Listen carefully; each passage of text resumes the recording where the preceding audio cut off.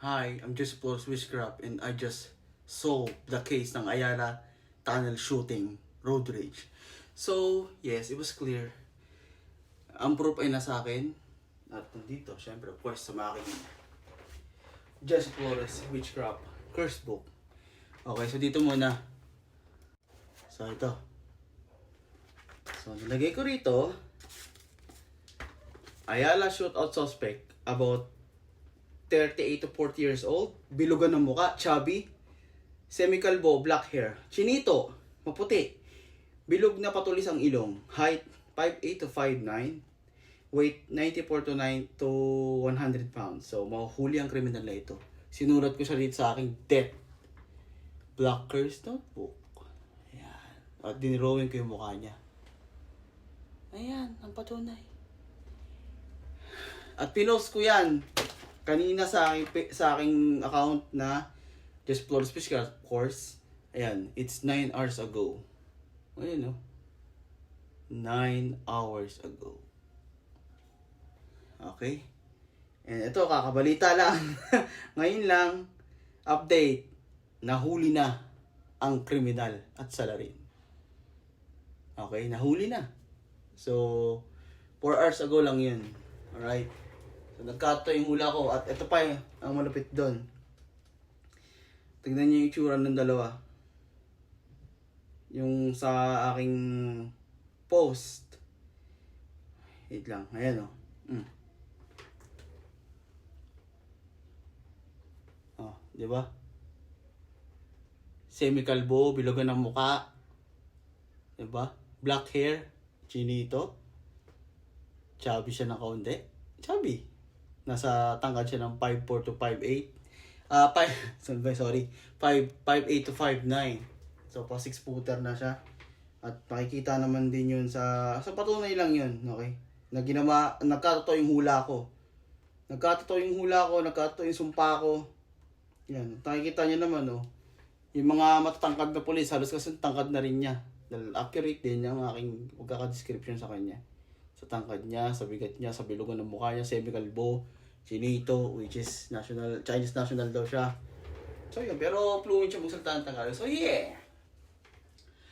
May patunay ako sa lahat. Okay? How could you go so wrong? How could you go so wrong? Yeah. What could possibly go wrong, right? So yeah, Jesse Flores Witchcraft. Nagkatotoo yung aking hula.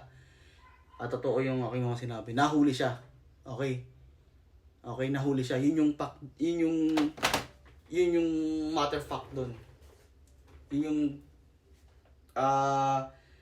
pagtuunan ng pansin. Hindi lang yung tama yung pagkakahula ko sa description niya, sa mukha niya, tama yung hula ko sa mukha niya, nabilugan, semi-kalbo, okay, pati yung tangkad niya, tsaka yung timbang niya, nahulaan ko. Ang importante ron, ay yung mahuhuli siya na sinabi ko. Dahil nakalagay yan dito sa Jesse Flores Witchcraft ko, sa Jesse Flores Curse Book ko, nilagay ko siya dito na mahuhuli siya. Ayan. At yan ang nangyari. So yeah, Jesse Flores Witchcraft here. Justice is served. Justice has been served. Alright. So yun. Yun yung importante rito na ginagamit ko yung kapangyarihan ko para sa mga ganito. Yun. I don't mean to take over the world. Hindi ako lumaki sa farm. Simpleng mangkukulam lang ako. But nagkatotoo yung hula ko. Kalma. Nandadala ka ng emotion. Kalma lang. So yun. So sa mga nag-share nito, salamat. May blessing ang mga nag-share nito.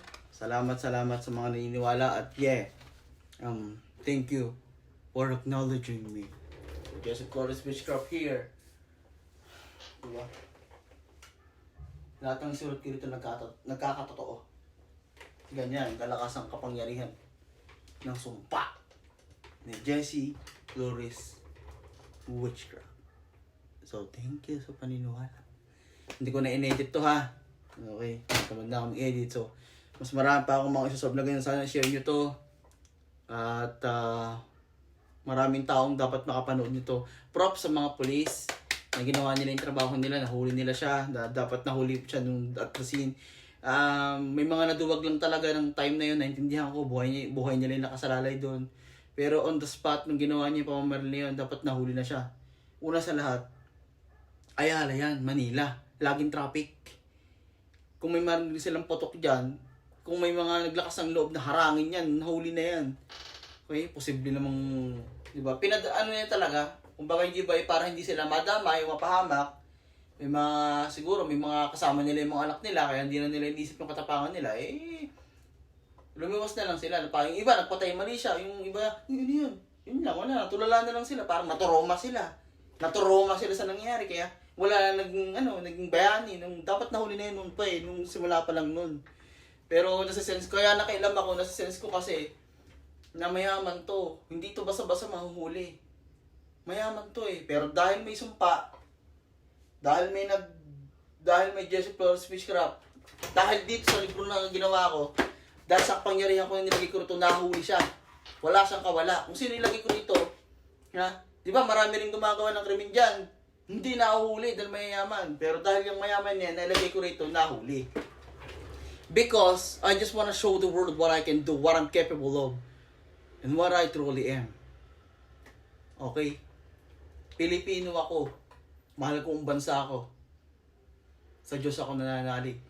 Kaya kahit may kapangyarihan akong itim, kahit sa demonyo tong kapangyarihan ng dugo ko, kahit mangkukulam ako, I claim it. Alright? It doesn't matter what I am. What matters is what I do. Ikaw din. It doesn't matter who you are. It doesn't matter what you think. Kung saan ka nanggaling, mayaman o mahirap ka.